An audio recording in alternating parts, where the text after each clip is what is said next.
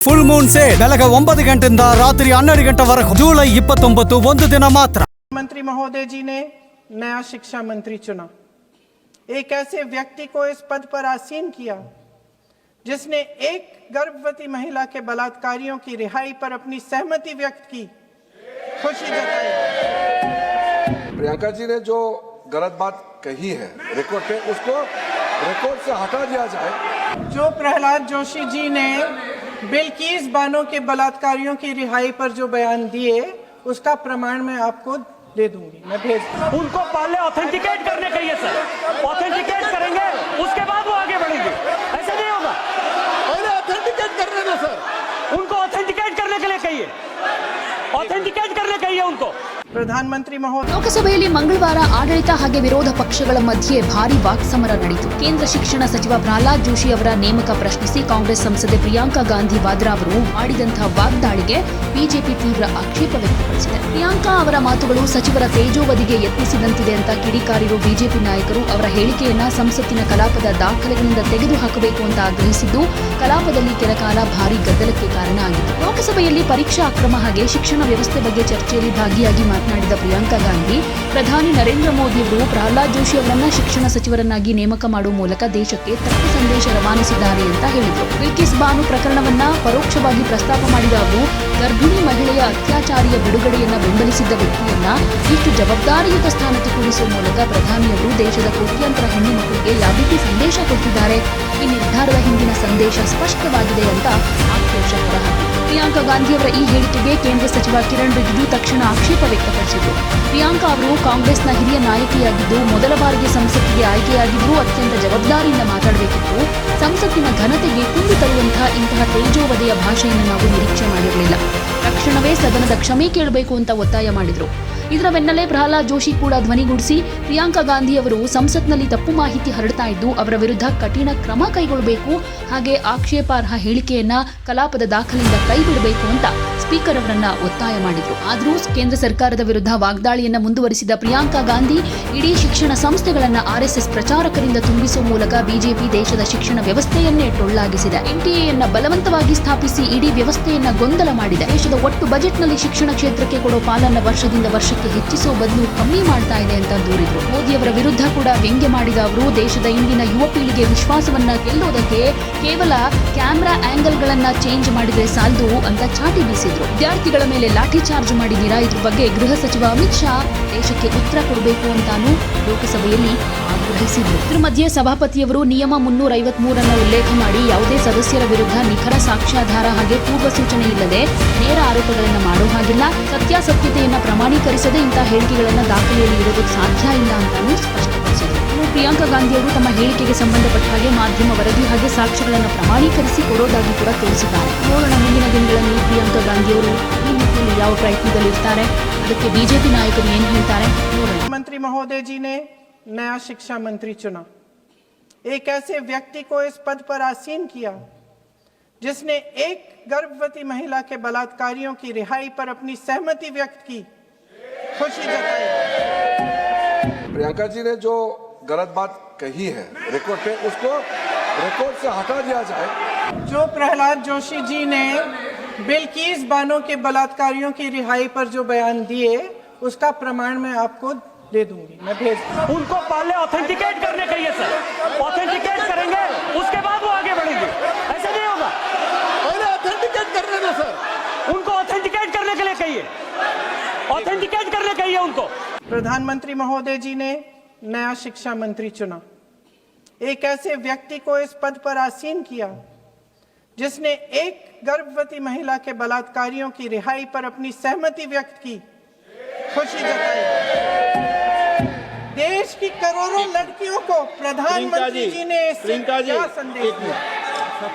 Sir अखबारों में है, अखबार में नहीं, मेरा कुछ भी बोल के चले जाते हैं क्या? अरे ये तो कैसा क्या है इनके पास? ऐसा ही कोई आरोप लगा दीजिएगा, कोई नियम कानून नहीं है।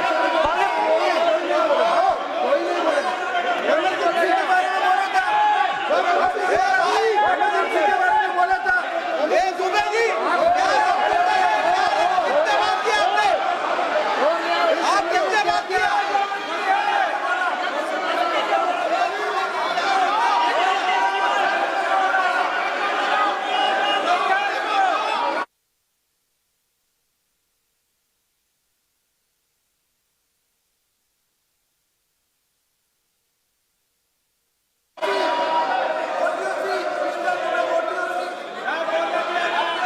अध्यक्ष महोदय जी, जो श्रीमती प्रियंका वाड्रा गांधी जी बोल रही थी, तो बीच में उनके वहाँ से भी टोका टोकी पहले भी हुए, हमारे यहाँ से भी हुए थे।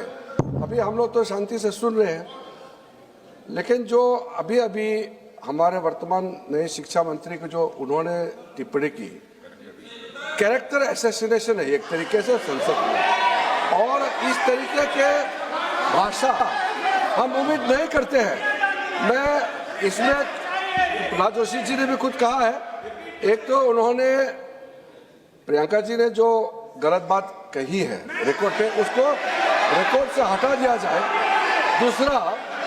दूसरा इस तरह का भाषा का इस्तेमाल ना करें। आपने डिबेट से पहले आपने अपील किया कि संसद में डिबेट का स्तर को नहीं गिराने चाहिए। उनके पार्टी के वो सीनियर लीडर है, वो पहली बार चुन के आए हैं, मगर उनके पार्टी में सीनियर है, जिम्मेदारी के साथ बोलना चाहिए। अगर पूरा ऑथेंटिकेट नहीं कर सकते हैं तो मैं ये मानता हूं कि उनको क्षमा मांगना चाहिए सदन से।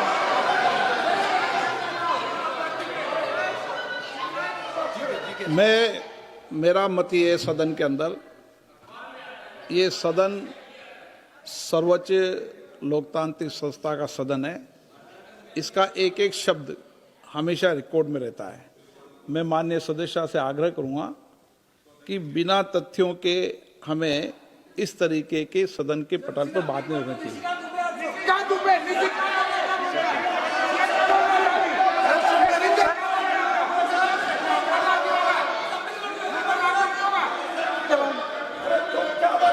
ये तो डिलीट कर दिया, लेकिन आगे भी वो भी डिलीट करा सर।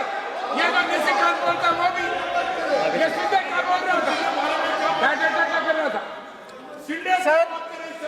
सर जो प्रहलाद जोशी जी ने बिल्किस बानो के बलात्कारियों की रिहाई पर जो बयान दिए, उसका प्रमाण मैं आपको दे दूंगी, मैं भेज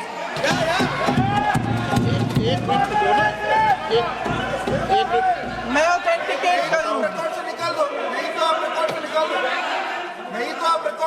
स्पीकर का डायरेक्शन 115, उनको पहले ऑथेंटिकेट करने कहिए सर। ऑथेंटिकेट करेंगे उसके बाद वो आगे बढ़ेंगे, ऐसे नहीं होगा। पहले ऑथेंटिकेट करने दो सर, उनको ऑथेंटिकेट करने के लिए कहिए, ऑथेंटिकेट करने कहिए उनको।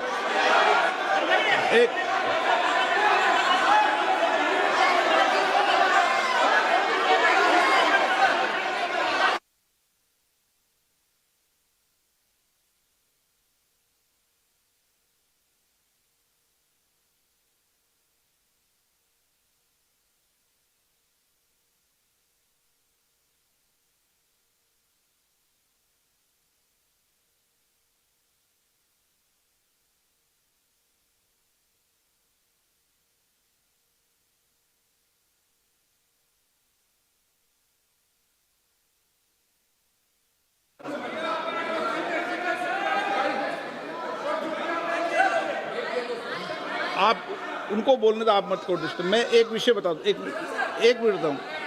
नियम 353 के अंदर फिर मैं एक बार स्पष्ट कर दूं, किसी भी सदस्य द्वारा किसी भी व्यक्ति के विरुद्ध मानहानि या अभियोगात्मक प्रकृति का कोई आरोप नहीं लगाया जाएगा जब तक कि सदस्य ने अध्यक्ष और संबंधित मंत्री को पर्याप्त अग्रिम सूचना नहीं दे दी हो।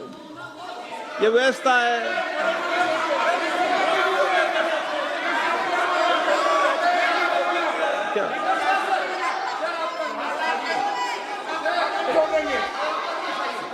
House, ma'am, the same house, Honorable Shrikant Bey told, still that is in the record about Indira Gandhi ji. Still that in the record. Still that in the record. Sir, you are not removed, sir. बोलो, आप भी बोल लो।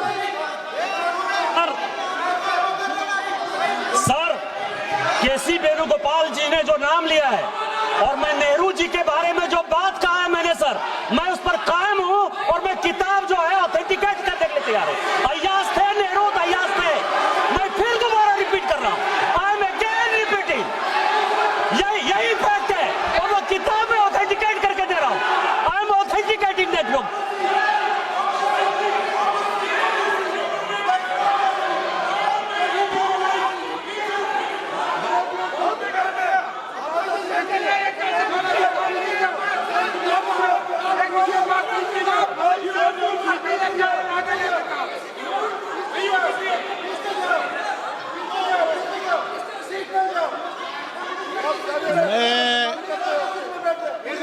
जब आसन पर होता हूं, जो मैं व्यवस्था देता हूं, चाहे सत्ता पक्ष हो या प्रतिपक्ष हो, मैं समान व्यवस्था देता हूं। मैं जब आसन पे होता हूं,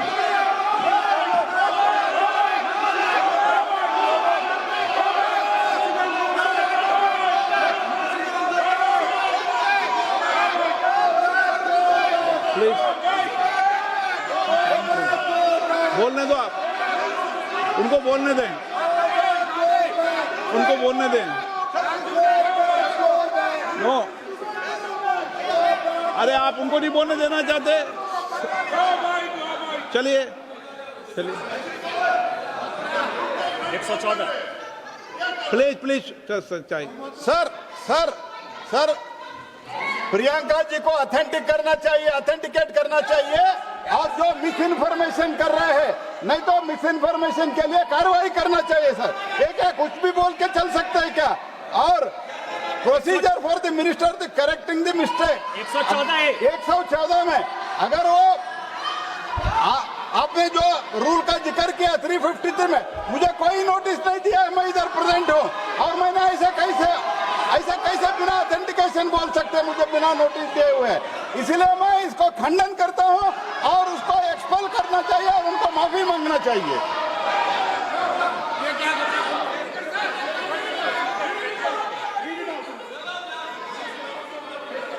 नहीं, ये चैप्टर आगे नहीं बढ़ेगा sir. Bill pay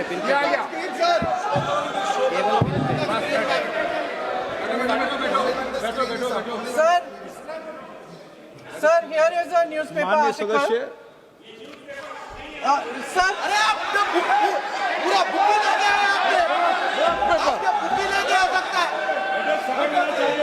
Sir, written by a respected माननीय journalist. सदस्य, I will authenticate using this, sir. आप माननीय सदस्य प्लीज इसको छोड़ दें।